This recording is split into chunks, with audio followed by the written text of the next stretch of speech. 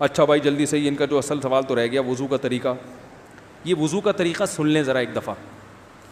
وضو تو سب کو ہی کرنا آتا ہے, لیکن جو صحیح پراپر سنت طریقہ ہے نا اس سے لوگ وضو نہیں کرتے. نماز کا طریقہ تو بڑا لمبا ہے, اب وہ تو پوری کر کے دکھانا پڑے گا نا, تو وہ پھر کسی اور وقت انشاءاللہ.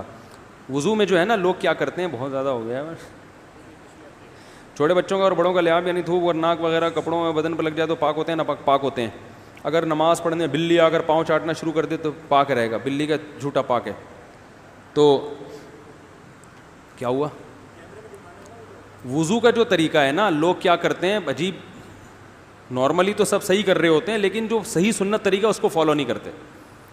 طریقہ یہ کہ آپ نے ہاتھ دھونے کے بعد بائیں ہاتھ سے نلکا کھولا, سیدھے ہاتھ میں کیا لیا, پانی لے کے نلکے کو فوراً کیا کر دیا, چلو میں پانی لے کے. لوگ سمجھتے ہیں نلکا کھولنا تو سنت ہے, بند کرنا سنت. ارے بولو نا یار, نہیں ہے. تو کلی تو سیدھے ہاتھ سے کرنی ہے نا, تو الٹے ہاتھ سے آپ کیا کر دیں گے, نلکا بند. کیونکہ نبی صلی اللہ علیہ وسلم جب لوٹے سے پانی نکالتے تھے تو چلو میں پانی لے کے لوٹے کو سیدھا کر دیتے تھے. یہ نہیں کرتے تھے کہ لوٹے سے لوٹا اسی کیفیت میں اور پانی بہتا چلا جا رہا ہے. تو آپ نے نلکے کو لیفٹ ہاتھ سے کھولا اور چلو میں پانی لیا اور فوراً نلکے کو کیا کر دیا, بہت زور سے بھی بند نہ کریں, اس کا واشر خراب ہو جاتا ہے, بس آرام سے بند کر دیا. کیونکہ وہمی ہوں گے نا, وہ یوں کر کے کرتے رہیں گے, نلکے توڑ دیتے ہیں کہ بھئی ایک قطرہ بھی ضائع ہو گیا تو قیامت کے دن کہیں جہنم میں نہ پھینک دیں ہمیں, اس لیے پورے کوئی نمی بھی نہ آئے, تو تھوڑا سا بند کر دیں, ایک آدھ قطرہ ٹپکنے سے کچھ نہیں ہوتا. یہ لیا آپ نے, منہ میں کلی کی, مسواک کی, مسواک نہیں ہے تو انگلی سے دانت صاف کیے, غرارہ بھی کیا اگر روزہ نہیں ہے, ٹھیک ہے. پھر نلکا کھولا, پھر بند کیا, پھر کلی, اس طرح. پھر نلکا کھول کے دائیں ہاتھ میں پانی لیا, ناک میں نرم حصے تک پانی پہنچا کے اچھی طرح ناک کو صاف. اور نلکا پہلے وہ ویسے ہی بند ہو چکا ہے, اب ناک کو اچھی طرح صاف کریں سامنے والے کا خیال کر کے. آئی بات سامنے, سامنے تو یہ نہیں ہوتا, وہ ہوتا ہے سامنے, اس کا زیادہ خیال کرنا پڑتا ہے کیونکہ بس زیادہ تفصیل میں نہیں جاتا ہوں. تو چھوٹی انگلی سے اچھی طرح ناک کو صاف کیا, اس کی رطوبتیں نکالیں, ٹھیک ہے. پھر نلکا کھولا, دوبارہ پانی لیا, پھر اسی طرح ناک میں بولو بھائی ڈالا, اور نلکا اسی وقت جب چلو میں پانی بھر گیا نلکا اسی وقت کیا کر دیا. اللہ نے 2 ہاتھ اسی لیے دیے ہیں کہ اس سے نلکا بند کیا جائے اور اس سے کیا کیا جائے, کھولا جائے. تو پھر یوں کیا, پھر 3 دفعہ, 6 چلو پانی خرچ ہوا نا, چلو اس کو کہتے ہیں, 6 چلو پانی خرچ ہو گیا. پھر آپ نے کیا کیا, نلکا کھولا لیفٹ ہاتھ سے. جو اصل طریقہ ہے وہ تو یہ ہے, سیدھے ہاتھ میں پانی لے کے نلکا بند کیا اور سیدھے ہاتھ سے پانی پیشانی پہ ڈال کے دونوں ہاتھوں سے پھیلا لیا. 3 دفعہ اس طرح کیا. اس پہ عمل نہیں ہوتا تو پھر اتنا کر لو کہ دونوں ہاتھوں پہ کیا لے لو, نلکا کھول کے پانی لے کے پیشانی پہ ڈالو اور فوراً نلکا کیا کر دو, بند کر دو, اور پھر ہاتھوں سے اچھی طرح اس کو ملو. سمجھ میں نہیں آ رہی بات؟ تو یہ عمل کتنی دفعہ کیا, نلکا ہر دفعہ میں بند ہو رہا ہے. ہمارے ہاں جس ٹائم پہ نلکا کھلتا ہے تو جب تک وضو مکمل نہیں ہو جاتا بند ہونے کا نام نہیں لیتا. 3 دفعہ آپ نے منہ اچھی طرح دھو لیا. داڑھی ہے تو اس میں کیا کر لیا, بڑی داڑھی ہے, میری داڑھی ایسی, میں تو چلو سے پوری داڑھی دھو لیتا ہوں, چھوٹی سی داڑھی ہے, تو داڑھی میں خلال کر لیا آپ نے. اس کے بعد آپ نے بازو کیسے دھونے ہیں, بازو دھونے کا بھی یہ طریقہ ہے. لیفٹ ہاتھ سے چلو میں پانی لیا, جب سیدھے ہاتھ میں پانی آئے گا تو یوں کیا. قرآن میں کیا ہے کہ قمتم الی الصلاۃ فاغسلوا وجوہکم وایدیکم الی المرافق, اپنے ہاتھوں کو کوہنیوں تک دھو. بتایا دھونے کا عمل ہاتھ سے شروع ہوگا, ختم کہاں ہوگا, پانی یوں نہیں بہانا, اس طرح بہانا ہے پانی, یہاں سے یوں جائے.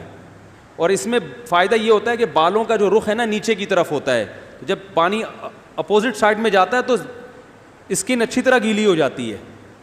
سمجھ رہے ہو؟ تو آپ نے یوں لیا اور ہاتھ سے اچھی طرح ملا اس کو. ملنے پہ زیادہ زور لگانا ہے, ہم پانی پہ زیادہ زور لگا رہے ہوتے ہیں. پھر یہ بھی ہو سکتا ہے کہ دونوں ہاتھوں سے لو, دونوں ہاتھوں سے نلکا کھول کے دونوں ہاتھوں سے پانی لے کے, کیونکہ اس میں زیادہ پانی آ جاتا ہے, تو پانی لے کے آپ نے لیفٹ ہاتھ کو بھی یوں کیا نا, تاکہ یہ پانی بھی ادھر ٹرانسفر ہو اور یوں چلا جائے. اس طرح سے آپ نے دوسری دفعہ دھو لیا اور نل کا کیا کر دیا بند, پھر تیسری دفعہ بھی ایسا ہی کیا. یہ جو ہوتا ہے نا یوں یوں یوں یوں کر کے رگڑے لگا رہے ہیں نلکے کے نیچے ایسے, یہ نہیں ہوتا, یہ سنت طریقہ نہیں ہے. نبی جس برتن سے وضو کرتے تھے تو اس طرح چلو میں پانی لے کے اس طرح وضو کیا کرتے تھے, غسل اسی طرح ہو جاتا تھا. تو اب پھر لیفٹ میں بھی ایسے ہی ہے, لیفٹ میں پانی ڈالا اور سیدھے ہاتھ سے سہارا لے کے کیا کیا, دونوں ہاتھوں کا پانی ادھر آ جائے گا, ایک دفعہ دھل گیا. اچھی طرح مسئلے کونیوں تک پہنچ جاتا ہے, اور پریکٹس کے بعد تو بہت اچھا ہو جاتا ہے. اس کے بعد آپ نے کیا کیا, سر کے بالوں کا مسح. سر کے بالوں میں جو یہ ہے یہ طریقہ کچھ بھی نہیں ہے, کہیں بھی ثابت نہیں ہے. سیدھا سیدھا آپ نے ہاتھ گیلے کیے, پیچھے لے گئے. ایک حدیث میں صرف یہاں تک آتا ہے, ایک حدیث میں واپس لانا بھی. تو دونوں طریقے ہیں مسح کے, صرف پیچھے لے جاؤ یا پیچھے لے جا کے پورے سر پہ ایسے ہاتھ پھیر لیا, کیا ہو گیا سر کا مسح. پھر انگلیوں کا, وہ کانوں کا, الاذنان من الراس, حدیث میں آتا ہے کان کس میں سے ہیں, سر میں سے. کیا مطلب, اس کے لیے نیا پانی لینے کی ضرورت نہیں ہے. کان کا مسح کیا اور کانوں کی لو کا مسح کیا. گردن کا مسح بہت اختلاف ہے اس میں. احناف کے ہاں سنت, احناف بھی نہیں کہتے, افضل ہے, بہتر ہے. سنت کے لیے جتنی مضبوط دلیل ہونی چاہیے وہ گردن کے مسح پہ نہیں ہے, اس لیے احناف کا بھی فتویٰ یہی ہے کہ بہتر ہے کر لو, سنت نہیں, زیادہ اس کو مستحب کہا جائے گا. تو گردن کا مسح کر لیں تو بھی ٹھیک ہے, نہیں کریں بولو بھائی ٹھیک ہے. لیکن یہ جو یہاں کا مسح نہیں ہوتا, بعض لوگ پوری گردن کو یوں کر کے لا رہے ہوتے ہیں, ایسا نہیں ہے.